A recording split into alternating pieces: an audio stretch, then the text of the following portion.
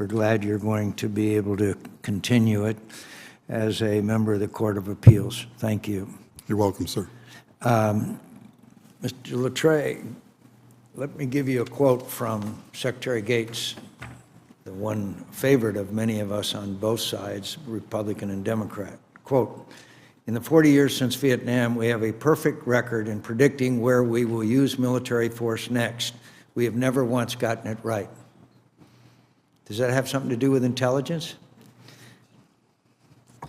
Mr. Chairman, it absolutely has everything to do with intelligence. I'm familiar with the quote. I know that even in the recent hearings that you chaired here at the committee, former Secretary Gates mentioned that as a way of pointing out that we need to be agile and innovative. That's certainly true in intelligence, where we can expect to be surprised all the time. And in that regard, we also need to recognize that surprise can come from places where we don't expect it. It can also come from adversaries who are trying to move faster than we are. So as we look at the responsibilities that we all have to invest in defense intelligence capabilities, if confirmed, my focus would really be on building the kind of capabilities for the future that allow for global coverage, that allow us to be able to adapt when surprise has occurred and react rapidly and outpace our adversaries with the strategic advantages that we bring to bear with the broader military capability. Mr. Secretary, I just want to point out to you, and I'm sure you're aware, that there have been significant allegations about distortion of intelligence information as it comes up through Central Command to the President of the United States. This committee has been looking at it, and we will continue looking at it. There have been whistleblowers and others.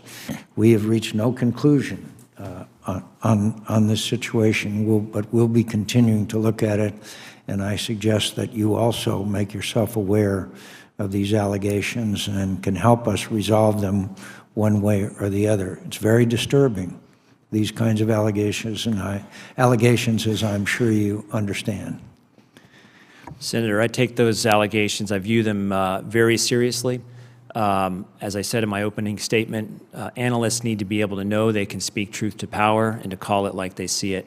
And as you know, one of the most rigorous investigative capacities that we have is the department's IG, and it's currently investigating that. We are, as you are, awaiting the IG's results and look forward to taking swift actions as appropriate once the IG is done with its work. Thank you. Mr. Camarillo, you're stepping into a situation where we have just fundamentally, in the 2016 Defense Authorization Bill, changed the retirement system. We have mandated a 7.5% reduction in staffs over 4 years to 30%.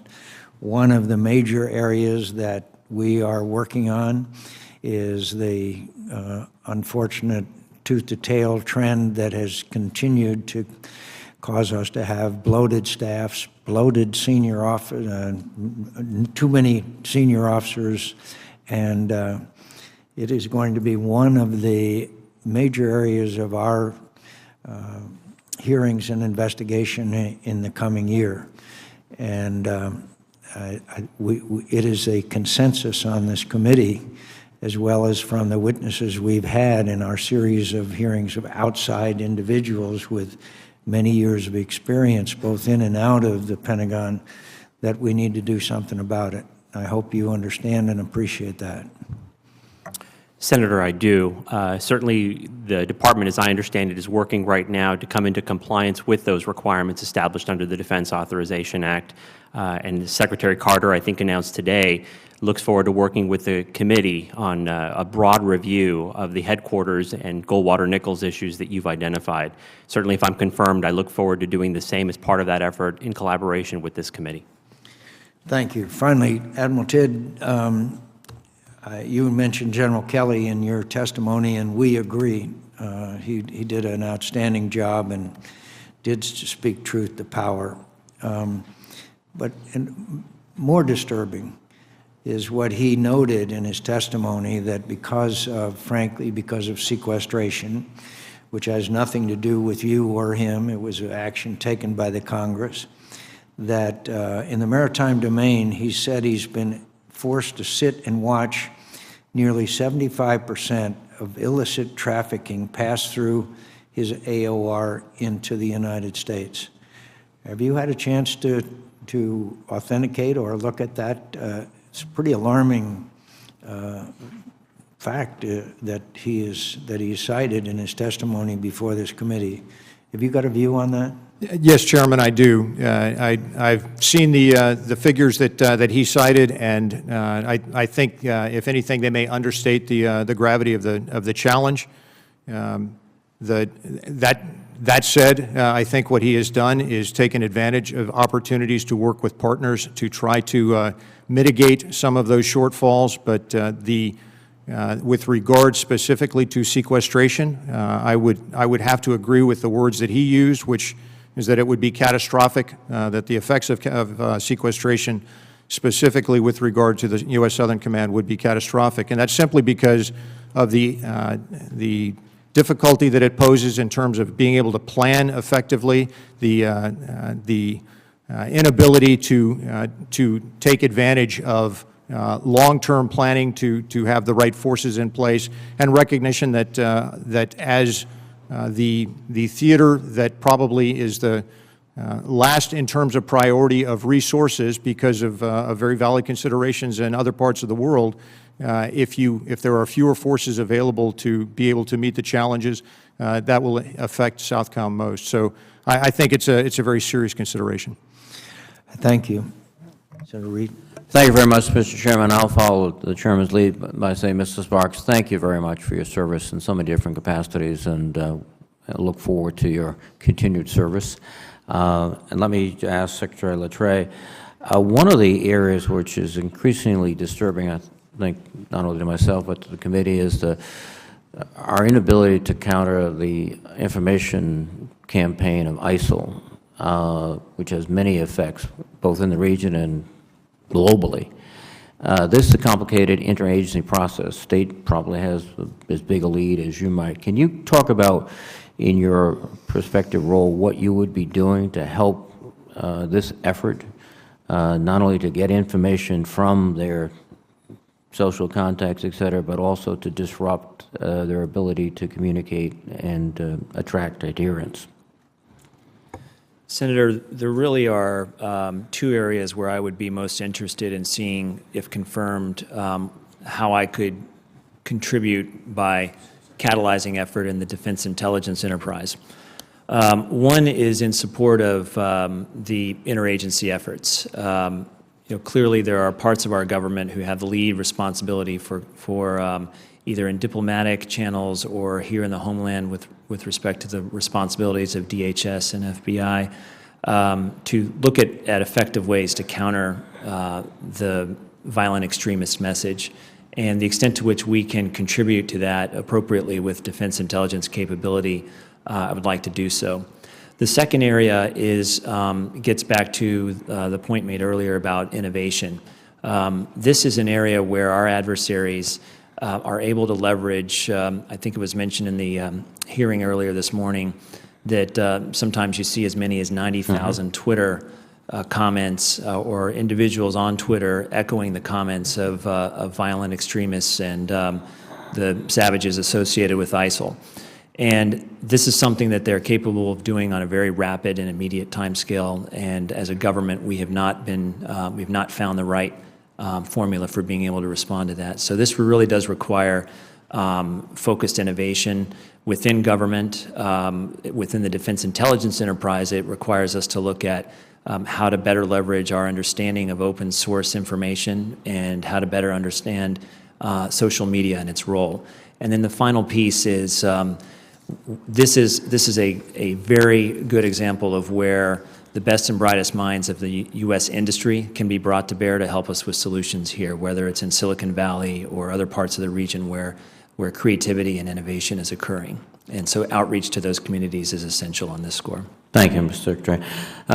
Secretary Camarillo, the Chairman made this comment in his opening remarks, and I second it, which is that there's an acute shortage of Air Force personnel that are flying UAVs, And in situations of the past, particularly in Vietnam with the Army, when we needed a huge increase in helicopter pilots, we went to warrants officers. And are you going to sort of embrace that notion, I hope? Senator, there's no question that 15 years of sustained high demand for ISR capabilities has created some significant challenges for the Air Force. I know for a fact that Secretary James and General Welsh and others are looking right now at a variety of courses of action to address this ongoing demand, one of which includes increasing the throughput of training programs for pilots. I think some of the statistics were 190 pilots a year to about 300 pilots a year.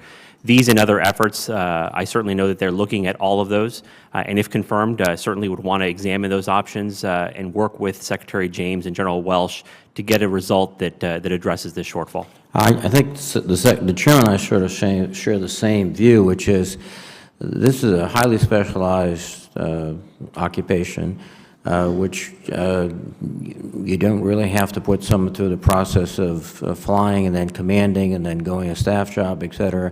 Again, my best analogy would be the numerous and incredibly effective warrant officers that flew in Vietnam. In fact, were the backbone of the Army aviation elements in Vietnam. Admiral Tidd, and this alludes also to, I think, comments you responded to with the chairman. You have an AO that is always under-resourced, but also one that requires more than as any other, perhaps, or as much interagency cooperation. You need DEA, because a lot of that illicit traffic is drugs. It's not anything else. You need FBI to help you. You need CDC, for example, to be able to partner with you in terms of health in the region, which is an important part.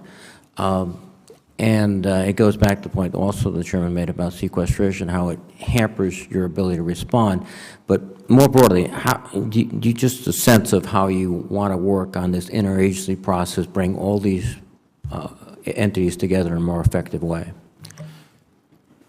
Senator Reid, the interagency is absolutely critical to the activities and the operations of U.S. Southern Command. I think, as you know, they are very well represented down there within the headquarters with senior, capable members who are able to draw directly upon their organizations.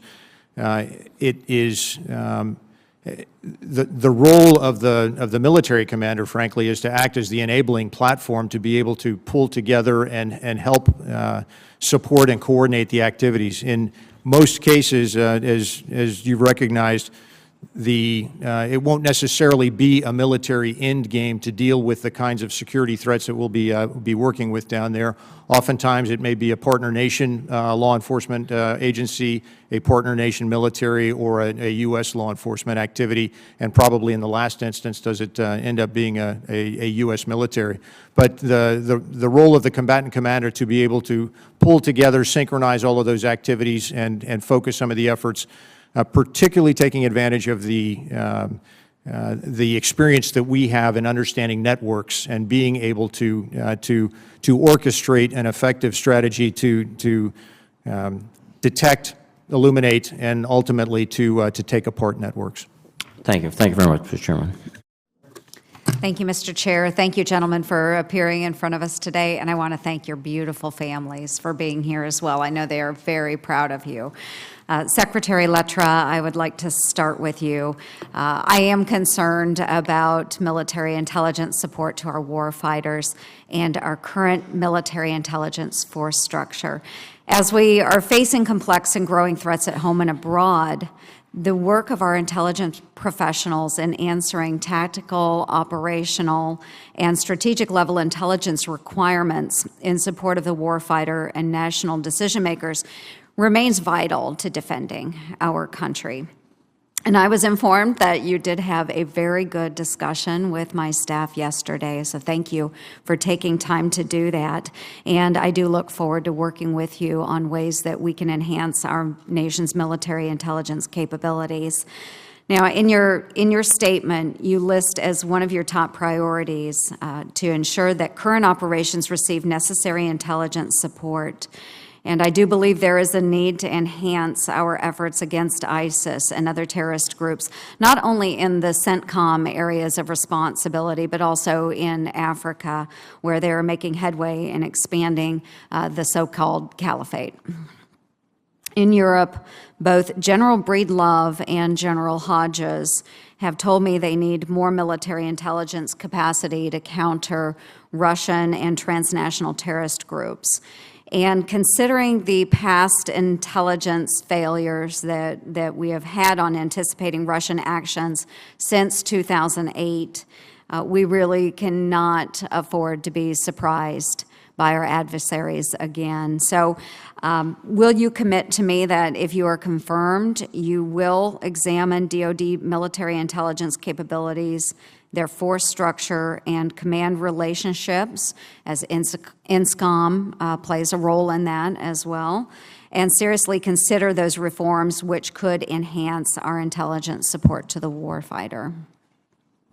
I will, Senator. As the committee considers its review of Goldwater Nichols and defense reform, I think there are a number of areas within defense intelligence that would make sense to look at. One of the roles, or one of the questions, is the roles of service intelligence and how it can be best postured and optimized across each of the services, the Army, the Navy, the Air Force, and the Marine Corps, in support of the warfighter. And I think that's a reasonable area to be looking at over time as the committee considers these reform efforts. And Secretary, are there any specific examples that you would give, or any specific intelligence capabilities that you believe we should be doing better, investments that should be made, which could enhance those capabilities? Any specific examples? A couple that immediately come to mind, Senator, are referenced the previous question about open source information and social media. This is, we are in a world where information, vast amounts of information are available in an unprecedented way. And being able to ensure that our warfighters and our analysts who are supporting the warfighters are able to leverage that to maximum extent is one. And then a second area is around the theme of integrated effort, jointness essentially for defense intelligence. We have a tremendous opportunity to use different intelligence disciplines to tip and cue each other. So a human intelligence report tipping from the Army perhaps, tipping a signals intelligence capability that then provides us imagery in a very rapid way to get at an operational mission and support of an operational mission. There is much more opportunity to leverage that than we've been able to in the past. And with technology and big data analytics heading where it is, if we can marshal those capabilities and harness them, that can bring powerful strategic effect to the United States military. Fantastic. Well, I look forward to working with you on that. Mr. Chair, that's all I have. Thank you. Thank you, Mr. Chairman. Before beginning my questions, I think one of the most important things that should be brought before this committee is that Mr. Lettre and his dad and brother through-hiked the Appalachian Trail from Maine to Georgia, which to me indicates a high level of perseverance, stamina, and I don't know about the intelligence part. And insanity. Yeah, well, okay. No, it's quite an achievement, and it is, and my hat is off to you. Starting in Maine, of course, was a good decision. You mentioned 17 agencies, and we're talking about a total intelligence budget of $70 billion a year. I just plead with you to be aware and try to find areas of overlap and duplication where we can save the taxpayers some money and yet still be effective.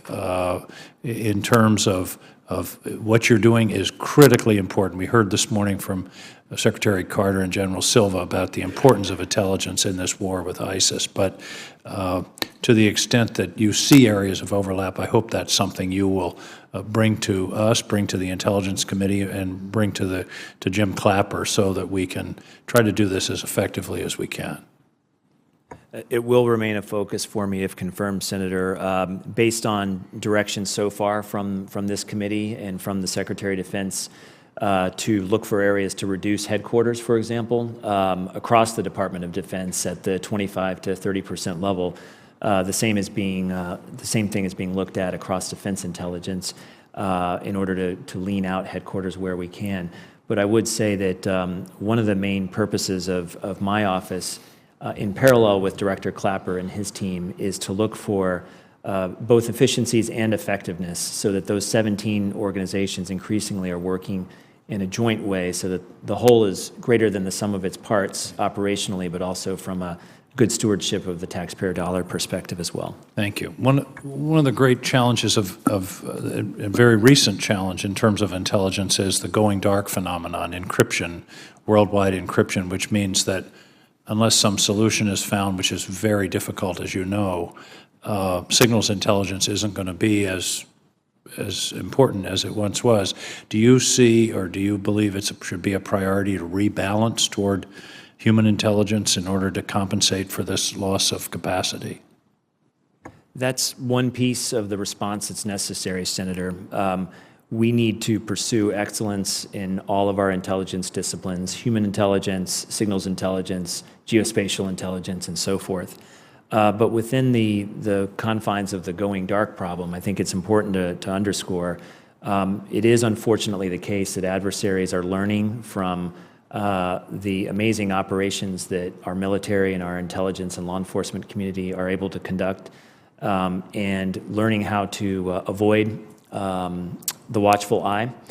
And that is a troublesome dynamic. It puts at risk our ability to successfully interdict terrorist plots. I just want to be sure we're reacting to this changed intelligence battlefield in an agile manner and in a quick manner, not saying, well, we've always done it this way for the last 15 or 20 years. I think that the landscape is changing significantly just in the past 6 months.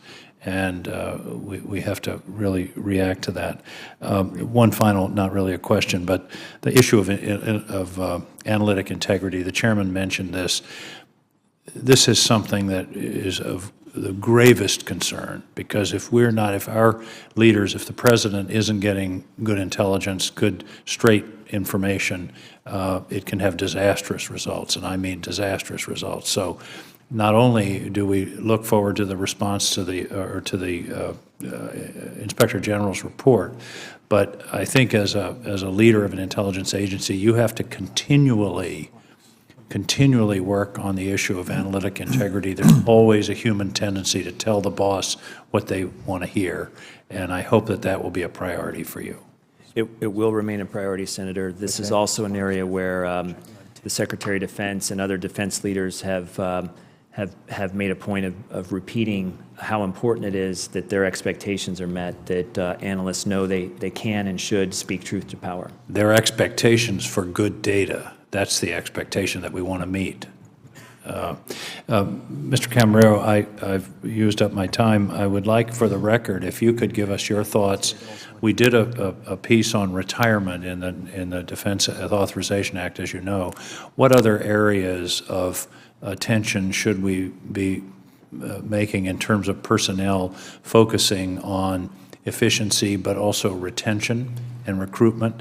I would like very much to have your thoughts on that. And Mr. Sparks, I think the issue that is of grave concern to all of us on sexual assault is the issue of how do we deal with retaliation. That seems to be one of the major stumbling blocks to a successful culture change in this area. And again, for the record, if you could... If I could ask, we have sufficient time if you'd rather just get verbal responses. Okay, that'd be fine. Well, Mr. Camarillo, do you have any thoughts on this issue of what else should we do other than what we've done on retirement in order to ensure that we have sufficient recruitment and retention to maintain the high level of professionalism that the Air Force has now achieved? Senator, I would want to first have the opportunity to examine the current tools and incentives that the Air Force employs and how effective they are in retaining the talent they need for their airmen moving forward before I were to give you that assessment. However, I will say that I think the Department is conducting, and the Air Force is part of it, a comprehensive review right now of what those incentives need to be, whether we're looking at military compensation retirement in conjunction with the efforts taken by this committee, as well as some of the incentives that were provided in the recent Defense Authorization Act in the area, for example, going back earlier to the RPA pilots. I think we'd have to look systematically at all of these options in conjunction with the other areas explored by this committee in defense reform to give you a complete answer. And I'm confirmed, I look forward to working with you on that. I certainly hope so, because I think as we move out of the recession and the economy improves, the retention and recruitment could prove more difficult. And I think it's something we need to attend to before it becomes a serious problem. Mr. Sparks, your thoughts on retaliation and how we criminalize it or punish it or discourage it. It seems to me that's at the core of part of the problem of not reporting sexual assaults in the military. Thank you, Senator, and I agree. I will say this about sexual assault, and specifically sexual assault victims, is that the good work that has been done up to this point by the Congress, the media, and others, the attention that they have focused on this issue is welcomed and, quite frankly, long awaited. I was heartened by the provisions in the most recent Authorization Act dealing with sexual assault victims and their ability to report, and the provisions that actually prevent or are designed to prevent retaliation against those who support sexual assault victims or report on their behalf. And so I believe that time will tell whether or not this is enough, but I only hope that the good work done in the Congress and elsewhere will continue. I appreciate that, and I'm not entirely sure of what the proprieties are in terms of your interaction with the Congress if and when you are confirmed, but to the extent you can provide us with some of your accumulated wisdom as we continue to work on this problem, I think that would be very helpful to the committee. I appreciate that. Yes, sir. Admiral, we've talked about this, the idea that we're at this moment in time when we're suffering from literally a heroin epidemic all over the country, including, tragically, in my state of Maine. What is it you need in order to interdict more of those ships? Is it intelligence? Is it ships? Is it manpower? What's the shortfall? I mean, we're spending a lot of time here talking about the threat of ISIS, and in the meantime, we've got this other threat that is killing, in my state, 200 or 300 people a year. Senator, I think all of the elements that you've identified are critical. It takes the putting together of a comprehensive network to be able to understand the network that is currently moving drugs, but as we've seen, these transnational criminal networks are also capable of moving weapons, bulk cash.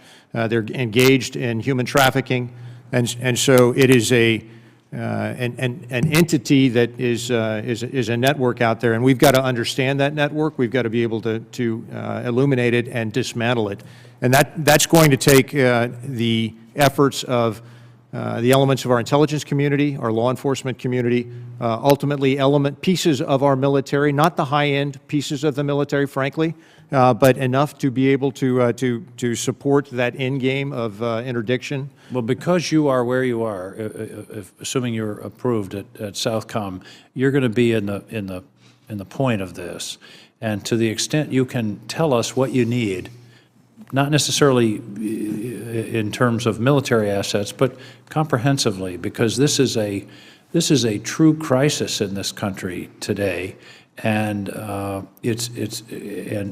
supply is part of the problem. It's not the whole. Obviously, we need to talk about treatment, prevention, and all of those issues, but supply is part of it. And my understanding is a great deal of this heroin, particularly, is coming up through from south of our borders.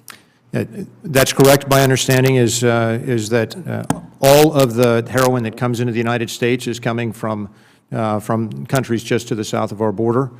And so it's for that reason that,